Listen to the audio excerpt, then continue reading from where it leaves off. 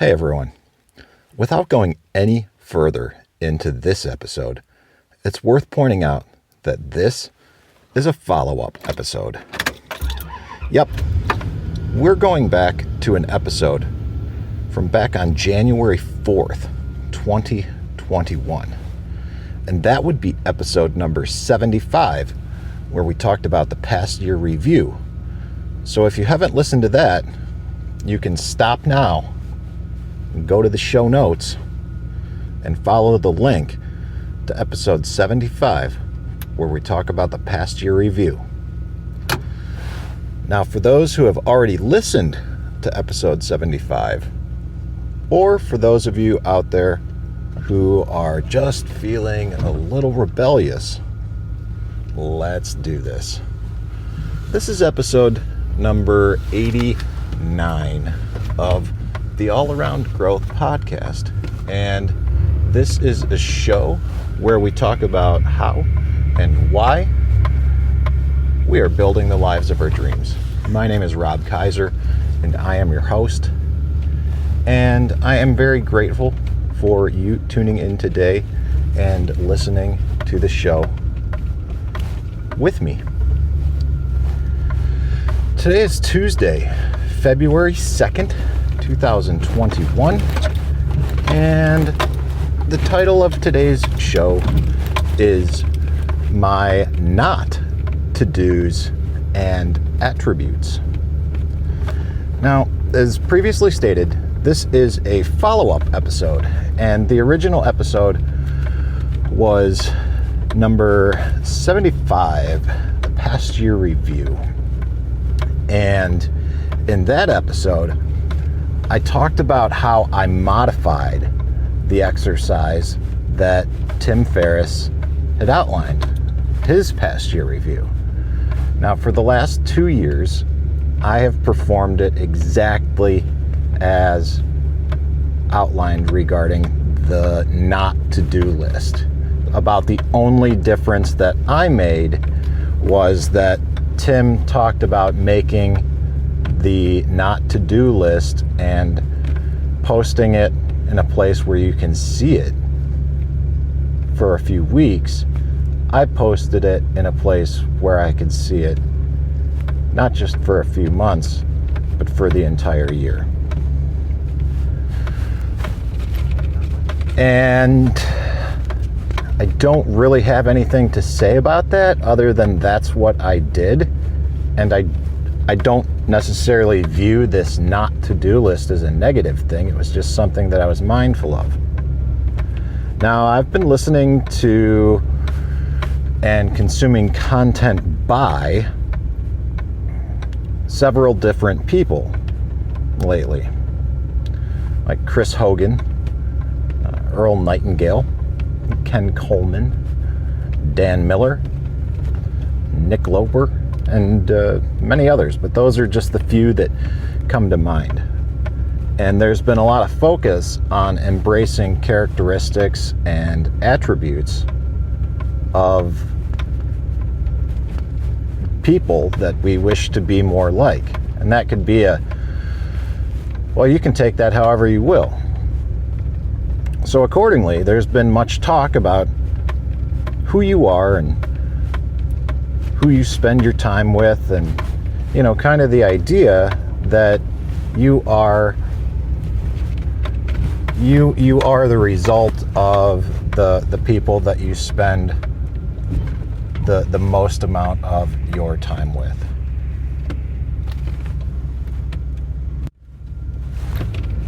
That's right.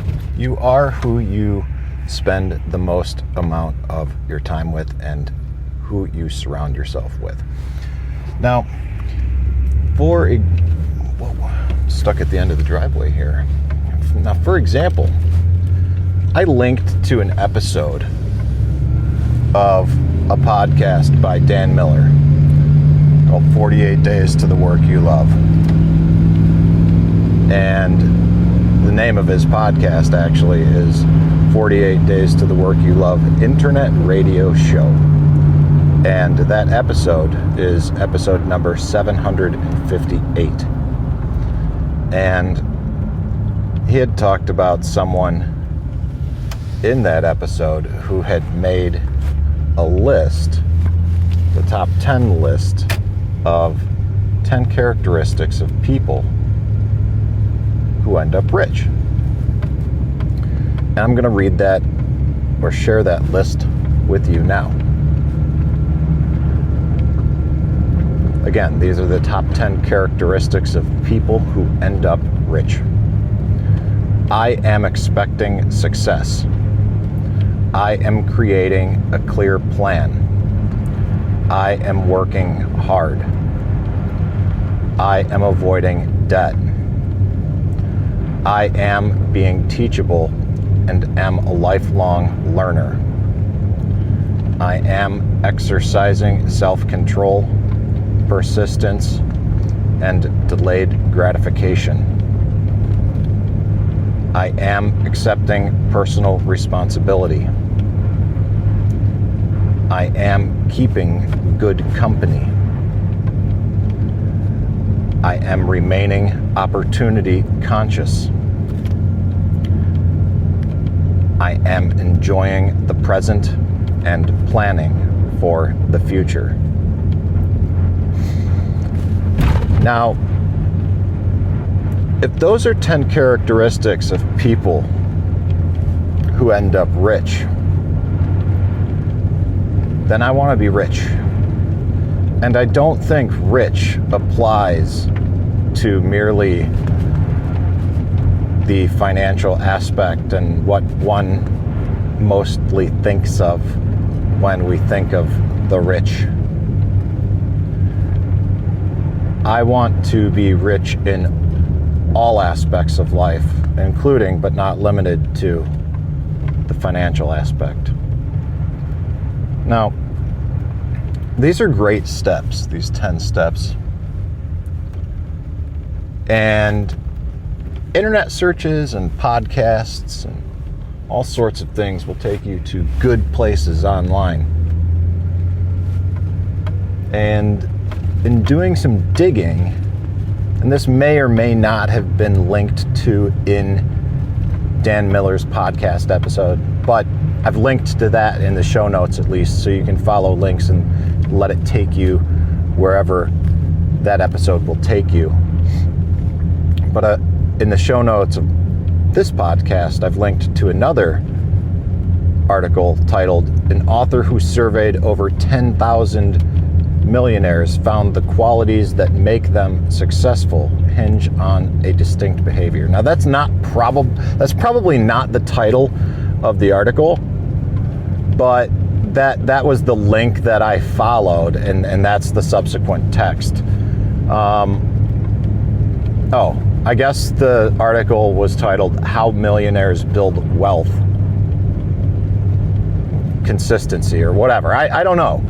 At any rate, what I'm getting at is, in this article, there were 5 attributes that were outlined in the article. And the article interviewed Chris Hogan, and basically what I did was I took those 5 attributes and the comments that Chris Hogan explained or talked about, in that article, and then I piggybacked it with resources from Dan Miller, and I created my own list of 10 attributes that I wish to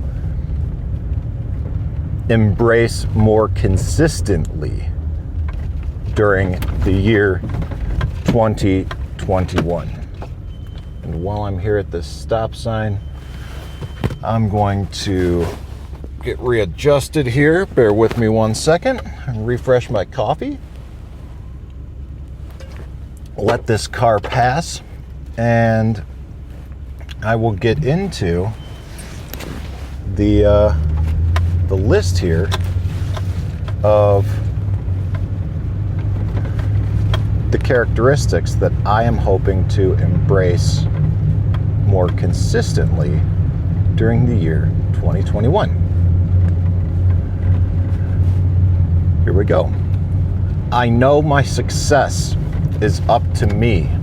and I own it. I commit to improving myself and my earning potential.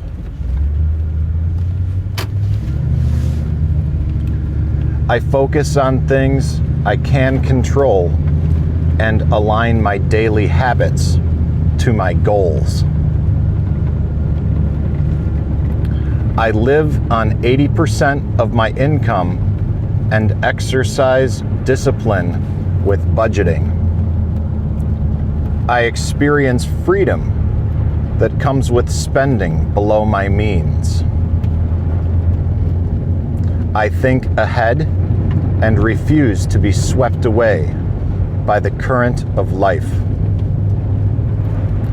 I avoid distractions and am focused on my long-term wealth building plan. I do what it takes, even when what it takes is not easy. I work to increase my education and my skill set to build more for tomorrow. I practice patience for the long-term view to help me stay focused on the future.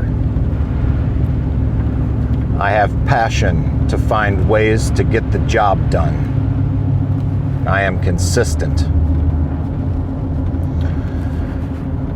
And I also have a not to-do list, but what's important and I guess worth pointing out is in the past, for the past 2 years, I had a not to-do list, and each year that list contained the 15 key points that I wished to eliminate from my routine or my life, if you will. And the way in which I structured those not to-do lists, it was as if I read I will not, but I tried to put a positive spin on it because I think that, thinking and focusing on all of the things that I'm not going to do isn't necessarily the most positive way to, look at and, view life. So, accordingly, this year, what I did was I not only created my not to-do list, but what I did was on the same list, I have the 10 attributes that I wish to be more consistent with in my daily life. And then below that, in smaller text, I have my not to-do list, which is as follows. I will not commit to anything new. And I have a quote with that, which is basically a quote which I will keep in mind and repeat to myself and also to others when asked to take on more responsibility. And that quote is as follows. No, I have current obligations. And the reality is I do.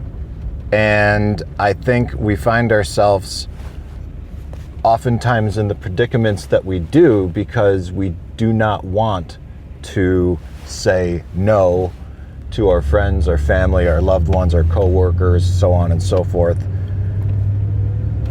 And the list goes on and on. Now, so again, I will not commit to anything new.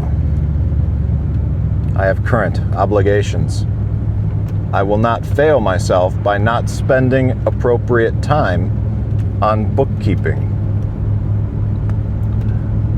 I will not overlook or change the I will not overlook the change that the ketogenic diet and lifestyle has already had in my life.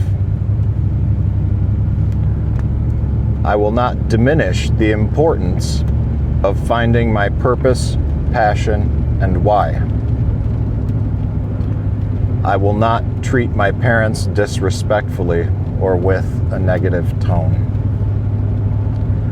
I will not give up on myself during a scheduled fast or abstinence. I will not overcommit to people or events without checking my schedule. I will not allow the emotions and behaviors of others to control me.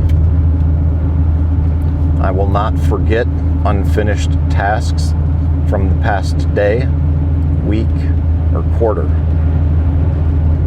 And I will not be lazy with cash management and the integration of an FPU lifestyle. And what I mean by that is a lifestyle integrated with everything that I'm learning from Financial Peace University and beyond, everything that I'm learning with regard to maintaining a healthy financial life and keeping my own financial house in order. And again, I've got my list of 10 attributes, and then in smaller text, my list of 10 items on my not to do list, because I don't wish to focus on the negative all the time. I want to focus on the 10 attributes that I can be more mindful of during the year. And I think that it's important to counter some of what we don't want with that which we do. But in the same way, we are actively removing things that no longer serve us or things that we don't wish to focus on. It's important to think about the not to do list in addition to the to do list, but also focusing on these attributes in addition to the to do list. So that's a bit of a change for this year. So one last thing, the way that I frame those 10 attributes that I wish to be, or that I wish to be more mindful of, the 10 attributes that I wish to focus more of my time, effort, and energy on, the way in which I wrote them, I speak them as though I already am them, okay? And that's important because those 10 attributes, when we say them as they are written in the show notes, they become affirmations in a sense. And when we speak them as were written in the show notes, I listed them there so you can copy and paste them, print them out if you want to do so yourself. That's generating some other ideas here now. So, but we become what we are, or we are what we become. And framing those comments in that way is just one way that we can give ourselves a better, easier opportunity to do exactly that. Become what we are. So hopefully this episode was a valuable use of your time. There's links to just about everything that I talked about today in the show notes, and I would encourage you to check it out. In your podcast player, just go to the show notes, follow those links, and you will find yourself in the midst of a number of great resources there. So, yeah, that's about it, guys. If you like what you heard, there's some deep snow here at work, so I'm just navigating a little slowly and feeling a little off as I wrap up and conclude the show. If you like what you heard and you want to support the show, the best way that you can do that is going to the show notes and going all the way down to the bottom, and you'll see a link that says click here to rate and review the podcast. That link takes you to Apple Podcasts, where you can easily give a 5-star rating, or if you feel so inclined, leave a written review. And last but not least, share it with your friends, share it on social media if you like what you heard, and finally, join the community. We've got a small but vibrant community on Telegram. Many of us are active there on a daily basis. Some of us aren't, but for those who aren't, we make up for it by the ones who are. And that's t.me/allaroundgrowth. It's, Telegram, I'm in a number of Telegram groups, and I've been using Telegram for several months now, I guess. And it's almost like Telegram has become, this snow. It's almost like Telegram has become the new social media for me on my phone. It's a great way to gain information and communicate with people about certain things without the clutter and stupidity of many social media platforms. It's if you're not on it, I would check it out. You have the ability to find very specific groups that focus on topics of interest to you. So you can find us there at t.me/allaroundgrowth on your browsers, or if you've got the Telegram Messenger app on your phone, you can find us there by searching for the group All Around Growth. This is Rob Kaiser, and thank you.